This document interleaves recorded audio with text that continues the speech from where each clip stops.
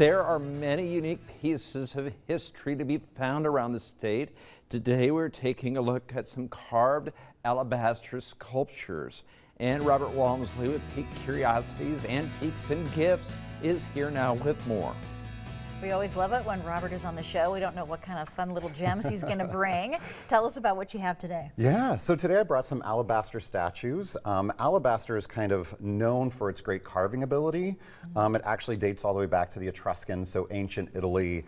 And it was popular because it has a real translucency.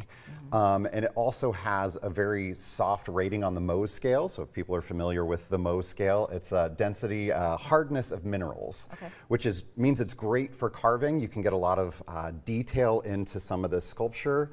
And it also means that it's a little bit more delicate. So if you do have something like this or looking to purchase something like this, just be aware that there are sometimes condition issues. You can see there's a bit of a flower missing, little chips here and there, just because the stone is so soft you can actually scratch it with your fingernail. Wow. Again, however, I think the pros outweigh the cons in terms of just the pure beauty of what the stone is, and again, the light that kind of passes through it.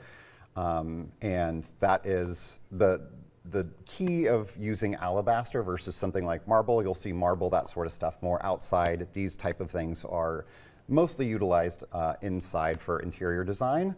And a lot of these became popular kind of back in the 1920s as well. So there was a resurgence. In Italy, they saw kind of, I don't want to say mass produced, but a lot of artisans were all kind of collected in that area.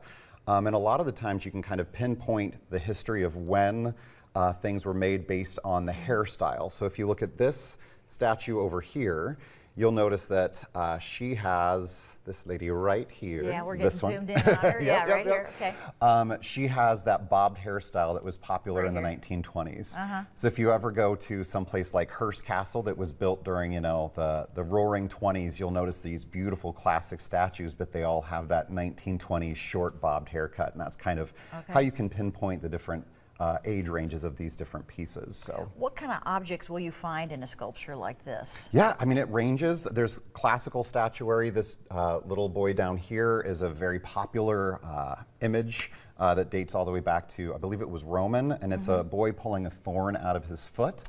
And that was a bronze that was done, so all of these were kind of carved after some of those, and it was a way for people to have little bits of artwork that represented them in their home.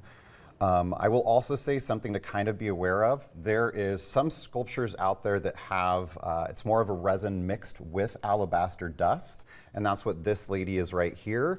And it's an easier way to kind of use molds to pour them. They still have that beautiful translucent quality, but it's just something to be aware of. You can usually tell because the details are a little less refined.